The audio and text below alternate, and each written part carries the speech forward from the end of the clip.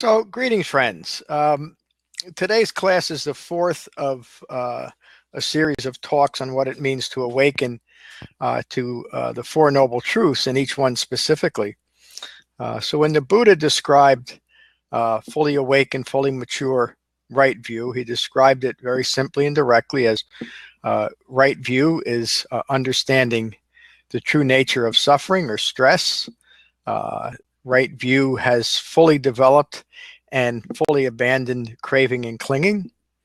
Right view has had the experience of the cessation of the abandonment of craving and clinging, and the cessation of individual contributions to stress.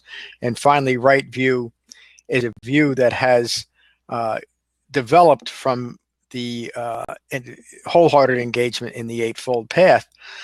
So you can see how right view directly relates to developing a profound understanding of what the Buddha taught on his very first teaching on the Four Noble Truths.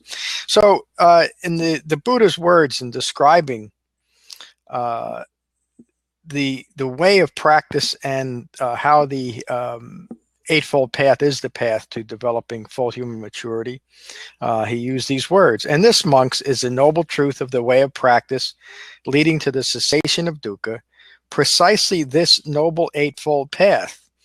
And there's nowhere in the canon that the Buddha taught any other path or any other purpose than to develop right view. And so he begins by describing what right view is. Right view is understanding the origins of dukkha and understanding the cessation of dukkha, understanding the path to the cessation of dukkha. Right view is both the conceptual beginning to the path leading to the cessation of stress, and ultimately the understanding, the vision that encompasses the entire Dhamma. That last paragraph was mine. Then the Buddha goes on to describe right intention as having the intention of renunciation, having the intention to remain free of ill will, having the intention to remain harmless. Right intention is mindfully turning away from the things leading to stress and confusion and mindfully engaging and integrating the Eightfold Path. Right speech is abstaining from lying, abstaining from divisive speech, abstaining from hurtful speech, abstaining from idle chatter and gossip. Being mindful of right speech develops a deep awareness of thoughts, words, and deeds that would further cause stress and confusion. Right speech is free of grasping, clinging, aversion, or expressing wrong views. Right action is abstaining from taking life, abstaining from stealing, abstaining from sexual misconduct.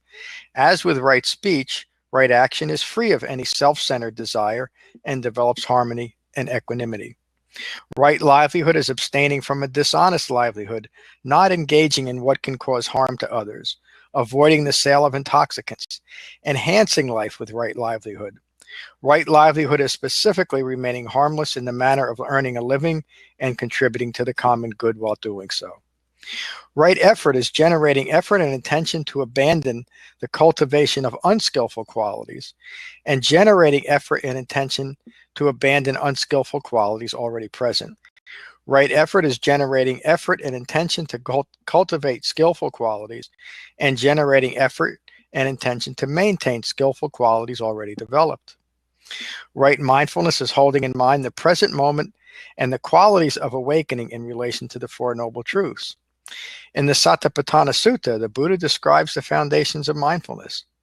Remaining focused on the breath in the body in and of itself, ardent and aware, mindful, putting away greed and distress with reference to the world, remaining focused on feelings in and of themselves, meaning without any discriminating or analyzing thought, ardent and aware and mindful, putting away greed and distress with reference to the world, remaining focused on the mind in and of itself, ardent and aware, mindful, putting away greed and distress with reference to the world, remaining focused on mental qualities in and of themselves, ardent and aware and mindful, putting away greed and distress with reference to the world. So as the four foundations of mindfulness are taught primarily to frame what occurs during our meditation practice. As feelings arise, we simply notice that a feeling has arisen, and we maintain a dispassionate mindfulness of that. And as thoughts arise, often impacted by feelings, we do the same thing. We simply notice that a thought has arisen. A question came the other day from one of my students. Is that process always, does it always progress from feelings to thoughts? And the answer is no. It's sometimes we might recognize a thought and react to that thought, and that thought then gives rise to a feeling. It's just written it's often presented that feelings arise and then thoughts arise, but that can arise independent of either one of those. In other words, a thought can give rise to a feeling can give rise to the thought.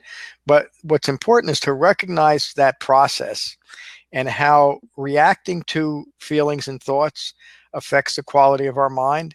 And by remaining non-reactive and simply noticing what's occurring, excuse me, then our quality of mind, the fourth foundation of mindfulness, remains at peace. Right meditation. Right meditation is meditation that develops two qualities, tranquility and insight. In the Vijayabhagaya Sutta, the Buddha describes the two qualities of right meditation. These two qualities have a share in clear knowing or clear insight. Which two? Tranquility or shamatha, and insight, vipassana. When tranquility is developed, what purpose does it serve? The mind is developed. And when the mind is developed, what purpose does that serve? Passion is abandoned. And of course, the absence of passion is another description of a well-concentrated mind. When insight is developed, what purpose does it serve? Discernment is developed. And when discernment is developed, what purpose does it serve? Ignorance is abandoned.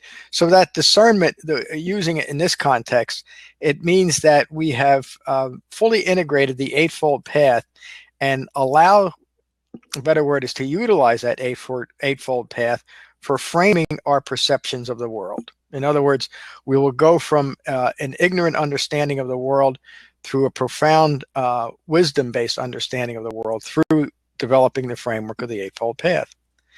Defiled by passion, the mind is not released. Defiled by ignorance, discernment does not develop.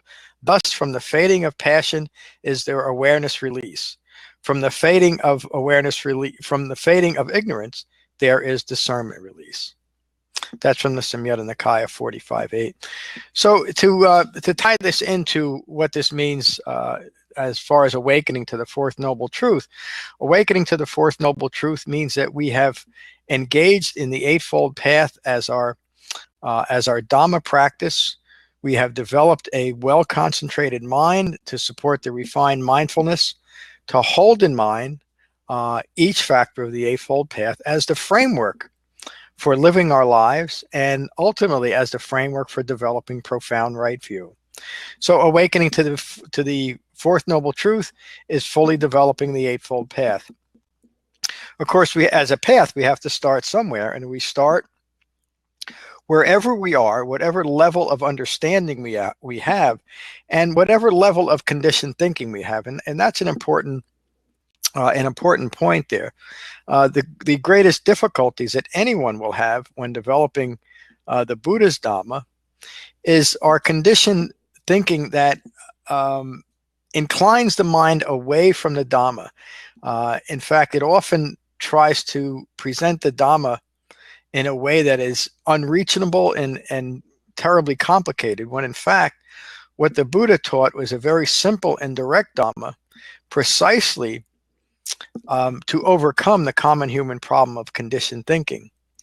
Initially, that it seems to many very, very difficult to begin to integrate these simple practices, but that's only because it contradicts the present fabrications or assumptions that we've already created about life.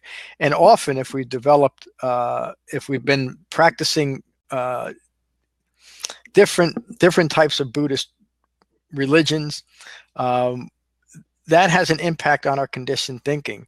And so those assumptions that we made about what Buddhist practice should be or where it's leading us to be, and I'm talking particularly about the later developed modern Buddhist schools, it becomes very, very difficult to let go of those beliefs and develop what the Buddha actually taught, because there's often a great contradiction between what the Buddha taught and what has developed in the 2,600 years since he taught. So it's very important to remain focused on what the Buddha taught, to recognize that everything that the Buddha taught was taught in the context of the Four Noble Truths, and the path that he taught for developing awakening or full human maturity is simply the Eightfold Path. So developing awakening is developing the Eightfold Path completely and wholeheartedly. So that's a talk for today, and it doesn't look like anybody has joined me today. No, they haven't. So I hope you found some benefit from this talk, and I'll give another talk next Wednesday at noon. Peace.